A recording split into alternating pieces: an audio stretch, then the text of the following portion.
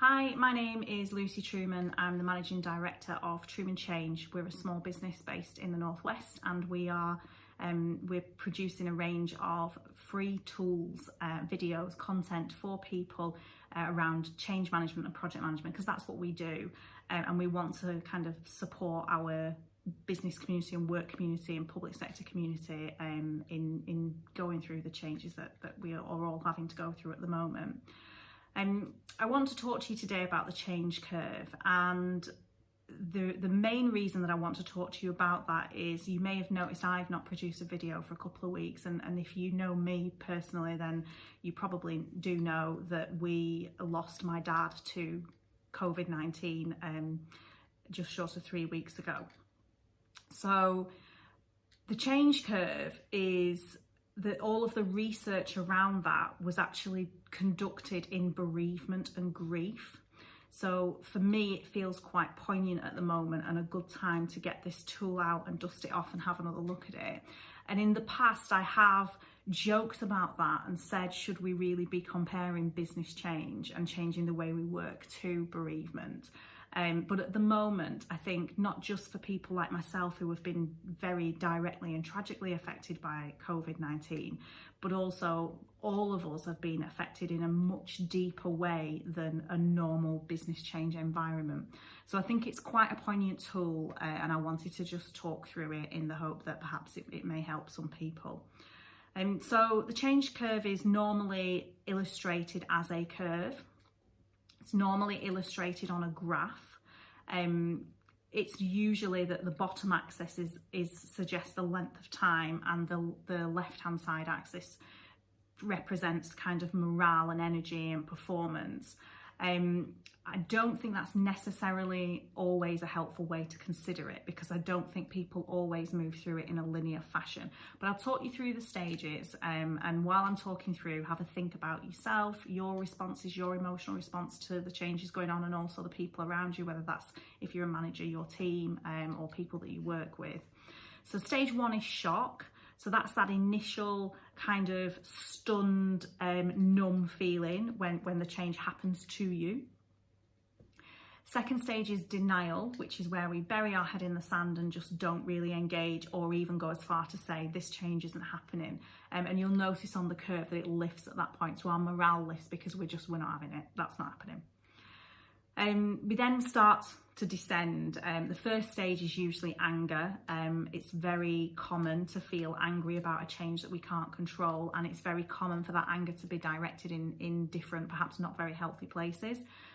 So you may see that with people being angry with the rules that we have to obey, or angry with the government, angry with family members, angry with the health service, whatever that looks like. It's often a projection of anger onto other people.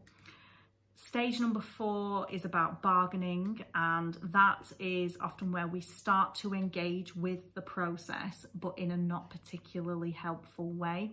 So there's an element of denial still there, and what people tend to do is they try and minimize the impact upon themselves. So they might just keep holding on to their old way and just tweak it around the edges instead of fundamentally changing how they work.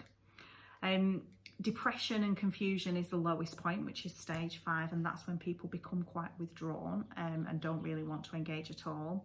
And then it starts to lift into acceptance, where we start to properly understand and accept that the change is happening, before going into problem solving, which is where we properly engage with what are the opportunities to change here, how can I make the best out of this situation, and in these stages, from a grief perspective, that's often described as finding meaning. So I guess it's that shift in mindset then, to trying to adjust to that new way and look for something positive in it. So the change curve does have its limitations. As I said, I think that linear is not necessarily true. I don't know how other people are feeling, but I can certainly go through all them in a day and dance about and move backwards and forwards, and people can get stuck in a place. So it doesn't necessarily flow as simply as that. The other thing to be aware of is that our response to change is greatly affected by the level of influence and control we feel that we have, which is really difficult because at the moment we have very minimal. influence or control over the situation. But if you are a leader of a team, it is worth focusing your team's energy on what they do have control, and make sure that you're involving your team in shaping how this change is going to affect them, because that really does help. I think also we need to be very mindful of what's going on for other people at the moment. You know, you might be frustrated as a manager that people aren't engaging very well with the change, but let's be human here and really bear in mind that one of the things that makes change difficult is when it's layered and there's lots of levels to it, which is exactly where we are at the moment. So you may be worried that your staff aren't adjusting well to working from home, but actually they're worried about their health, the health of their family members. They might have vulnerable people in their family. They might be worried about whether they can get food. They might be worried about the economy and whether they're going to have a job. So all that affects how how effectively you can move through these stages. And I think really it's important to be very kind and to treat people as individuals. Sometimes managers learn a tool and then try and plot everybody according to that tool. There is a saying to someone with a hammer: everything looks like a nail. Don't be that person. Don't try and apply this to everybody. I think one of the things that really helps people get through change is meaningful connection and support from others. So make sure that you are taking that time to understand the people around you. Where are they?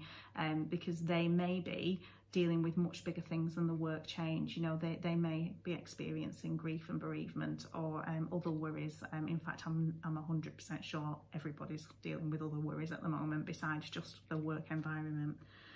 So be kind, and I hope this has been helpful.